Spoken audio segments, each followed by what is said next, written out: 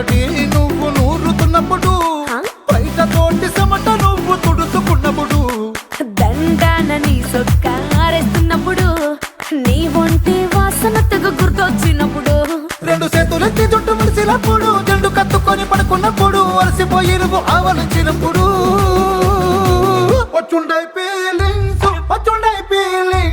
వచ్చి వచ్చి చంపేస్తు